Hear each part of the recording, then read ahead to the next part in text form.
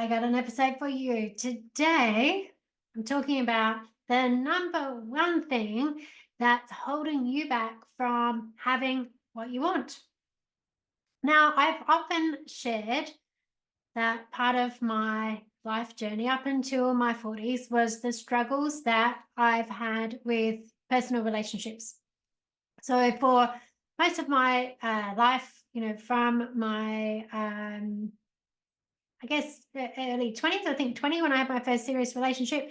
My relationships from that time never really lasted for more than about 4 or 5 years. And there was very similar patterns that played out in each relationship. And part of that was that, I had very low self-esteem. I had abandonment issues. I had an anxious attachment style. I was codependent. There was a lot of stuff going on there, and probably not surprisingly, really, from the experiences that I had had throughout childhood, with both of my parents being married and divorced 3 or 4 times each. And, there's a whole lot of stuff there. And I could do a whole other episode on relationships.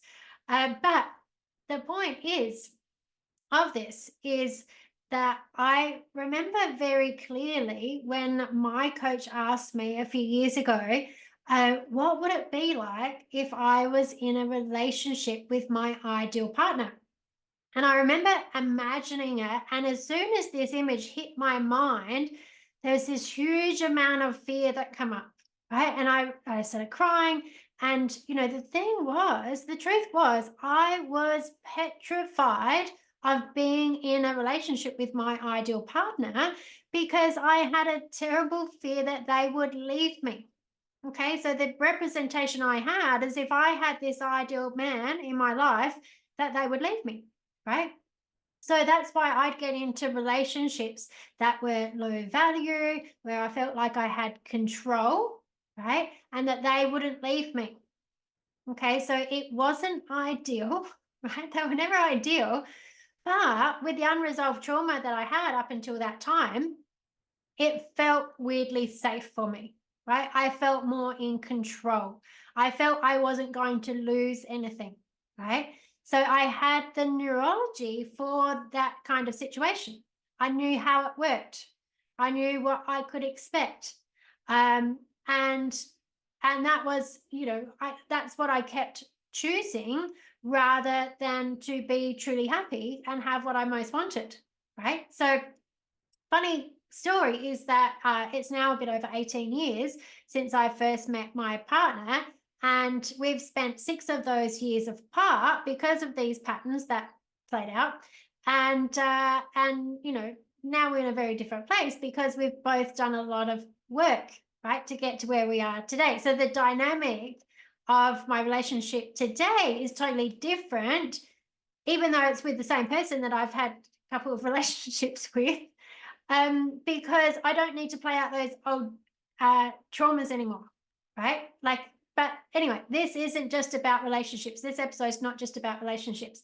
It also applies to money. It applies to health. It applies to your business and any other area of your life, right? All comes down to this same thing. And so what's really interesting to know is that usually there are just certain areas, right, that things aren't how you want them in your life. So for example, for me, it's been around relationships and money. That's been the biggest challenges for me, but my health has always been pretty good, right? I've always been pretty healthy. I've never had any real health issues, right? Like even now, 49, I'm healthy, right? I'm strong, I'm healthy, I'm flexible, I'm in control of my weight, all those kinds of things. Despite the fact I didn't always live a healthy lifestyle, right, mind you, but I had the neurology that I could be in a fit, healthy body. That was a belief, right? And that's a belief that I have. It's a belief that has come down, I've got a lot of longevity in my family.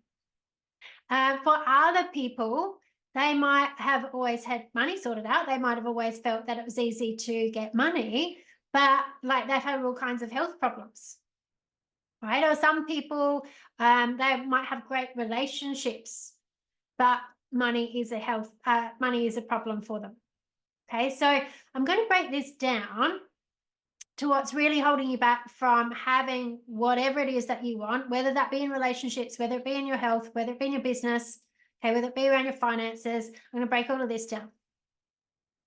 So here's the thing, right? When you're born into your family or whatever society or cultural environment that you were born into, when you're born, you're like a little sponge and you just quickly absorb all of the values and the beliefs and the attitudes and just the way of being in that environment so that you can survive and be socially accepted. Okay, because especially as little children, it's important that we learn very quickly everything about how to survive in our environment. And a lot of that is about fitting in, right? Because as a little child, as humans, we can't, we're not self-sufficient until we're, at least into our teens, if not 20s these days, right? But as little children, we have to absorb everything and learn very quickly about how do I survive in this environment. And so as children, our unconscious mind just absorbs everything, right? As that this is how things are. We don't have the ability to critically analyze any of the information that we receive until we're around, 5 to 7 years old. And so that's why, young children quite easily believe in Father Christmas or the Easter Bunny or whatever else they get told, right? Whatever else they get told. And so we're conditioned to believe that our reality is the experience that we're brought up in, right? How the people in that environment talk, think, act towards us, how they act towards other people, all of that serves as our model of the world, right? How things are, right? So, but the problem is that that model of the world isn't necessarily factual, right? It's not factual. It's just what happens in that environment. And it may be that we create beliefs in our minds that represent, as a result of being in this environment, we may create beliefs in our minds that represent a negative association to having the things that we really want to have.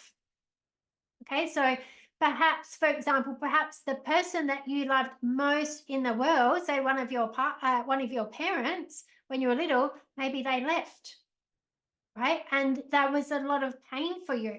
And so that you learn, if you love someone really deeply, that they could leave, and that's really painful, right? Maybe that someone you knew, like when you were young, there was someone around your family or in your environment that had a lot of money, and people in your environment spoke very poorly about them and very poorly about the fact, oh, those people, and they've got all the money, and oh, they're so rude, they're so greedy, they're so oh, it's all right for them with all their money, whatever else conditioning it might have been. Right. And so then get this belief that, like, having a lot of money, people in your environment don't like that. Right. So then, you can become this belief of like, well, if I have money, people in my environment won't like me. Okay. So, you may have had situations where you were in trouble each time that you and your brothers and sisters were playing and having a lot of fun, right? For being too loud or too excitable. Okay, so then you might learn, oh, I can't have too much fun. I can't be too loud. I can't I can't take up too much space. My needs don't matter that much. Okay, it may have been that someone that you knew or someone in the family or in the environment, they may have had a business that failed, or that they just worked all the time, which meant that they didn't have time for you, right? These could all have, and the thing is about all of these experiences, they could have all been very just unique one-off experiences that happened from a world perspective, but as a small child, they may have been your only experience, right? And so therefore, what we do is we structure, okay, this experience, this is the outcome, this is what I believe is real about this for me.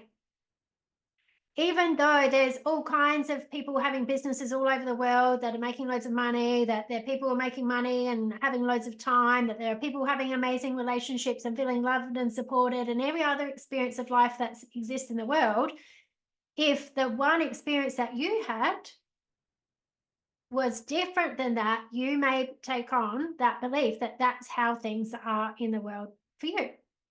Okay, so the problem with that is that even when you become an adult, right, even when you become an adult, even though you may consciously become aware that there are other possibilities in the world, like there are possibilities that people have loving relationships, there are possibilities in the world that people have really successful businesses and make lots of money and, you know, do whatever they want to do. There are, you know, people in the world who into their 40s, 50s, 60s, 70s, 80s are really healthy and fit and, you know, well, and keep, you know, balanced weight, all those kinds of things.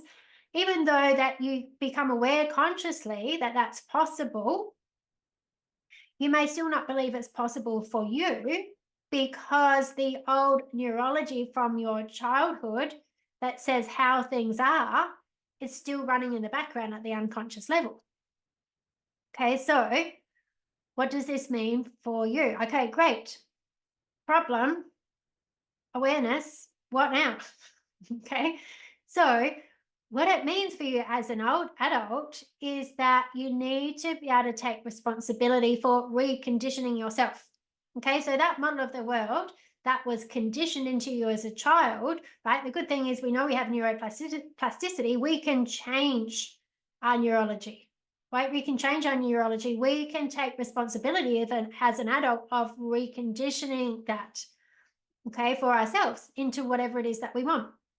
So to do that, you need to learn how to work with your unconscious mind to release those old negative emotions and limiting beliefs, right? To sort out those misaligned values and attitudes and recondition yourself with a new way of being.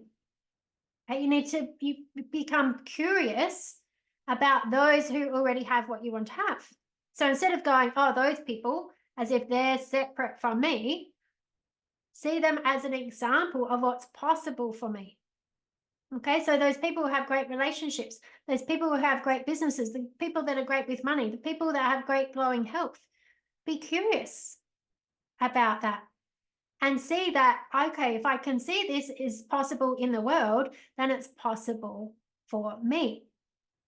And as part of this, that you need to understand that any fear you have is an illusion. Okay, any fear that you have is an illusion. Fear is an illusion.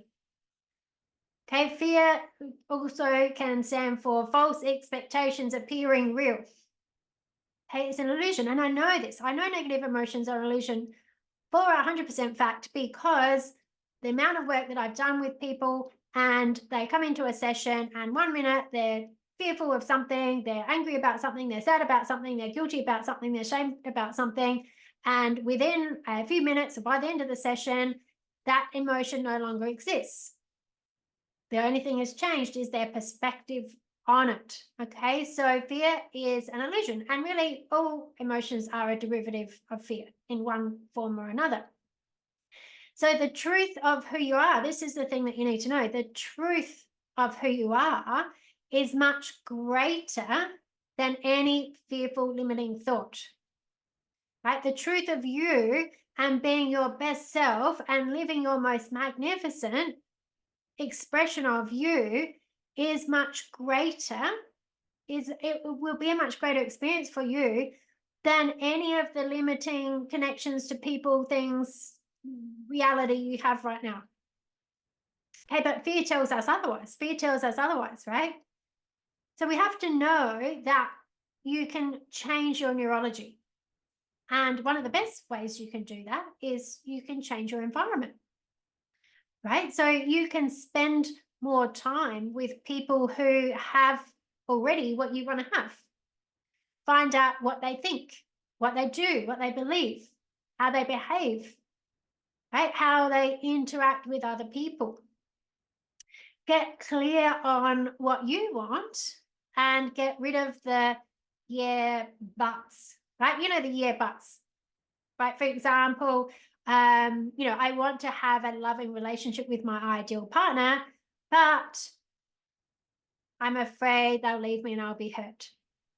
Well, the whole thing that comes after but isn't what you want, right? You've got to get clear on what you want. So what is an example of this as what you want? Well, I want to have a loving relationship with my ideal partner that feels mutually satisfying and exciting as we grow together. And, that is what you want. Okay, so we want to get like any of the negative connotations that you attach to what you want, you've got to get rid of them and flip them. Okay, so another example might be saying, oh, look, I want to grow my business and make more money, but I'm afraid I'll be too busy. Okay, so listen to what happens after the but I'm afraid I'll be too busy and I won't have time for myself and I'll have more problems to deal with. Well, all of that stuff after the but isn't what you want. So you've got to flip it, you got to change it. So that could turn into, well, I want to grow my business and make more money while having time for what I love and work with people who inspire me every day, right? That's more like what you want. So the number one thing that we've got to be aware of that is holding you back from whatever it is that you want is the negative consequences that you're telling yourself will come from having it. And these can be very sneaky. The yeah buts just kind of sneak on by, right? They're sneaky little sneaky snakes.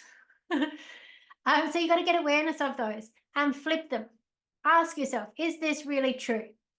Is it really true? How can I know that's true? How do I know that it's really true that if I was in a relationship with my ideal partner that they would leave me? How do I know that that's true? Is it really true? What if it wasn't true? Who would I be without this belief? What would I do? Okay, is it really true that if I grew my business and made more money that, I'd have all these extra problems? Is it really true? How do I know that that's true? Oh, because that's what happened to Uncle Fred. Okay, well, perhaps Uncle Fred was doing some other stuff that didn't help, right? Is it necessarily true for everyone all the time? No. Right, so who would I be without this belief? Well, I'd be someone who would be going after my goals a whole lot more actively. Okay, so getting awareness of this is the first step, right? Sometimes you can do that for yourself. Sometimes you can do that for yourself, but the problem is, as a coach myself, having coached and trained and mentored, other coaches, people, individuals, business owners, practitioners, therapists, for the last 8 years or so, I'm very good at coaching, and I've got pretty good self-awareness, and I still have my own coaches. I still have my own coaches because sometimes you just can't see out of your own box, right? Sometimes you just can't see out of your own box because you don't have the neurology to. Your neurology is running the same story of this is how the world is. I ran the neurology of this world yesterday and it kept me alive. Didn't necessarily keep me happy, right? It kept me alive. So I'm going to run it again today. So you have to get awareness of what am I running that's not actually aligned with what I want.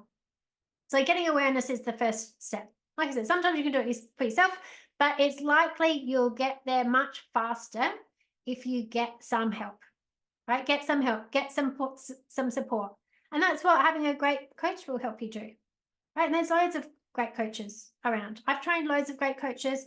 I teach people all of these skills as well. I love teaching people these skills so that you can have your own self-awareness, and I provide ongoing support for people. There's loads of ways that I help, whether it's this podcast, whether it's the Coaching Circle Insiders, whether it's practitioner trainings, my private groups, coaching programs, all those kinds of things. Everything is here for you to get that help and support. So what is it exactly that you've been telling yourself that's stopping you from having what you want? What is it you're telling yourself? And stop it. Stop telling yourself that. Flip it. Flip it and reverse it. All right? Because you're the only thing that is between you and having what you want. And my friend, you are here because the world is an amazing place. It's full of opportunities. If you can see it, if you can perceive it, you can have it for yourself, right? You've just got to choose to allow it. You've just got to choose to believe it. You've just got to choose to create it for yourself in a way that is good, happy, safe, what you want, right? Get rid of the negative consequences that aren't even true. Go for what you want, my friend. It's all here. It's waiting for you. Have an amazing day.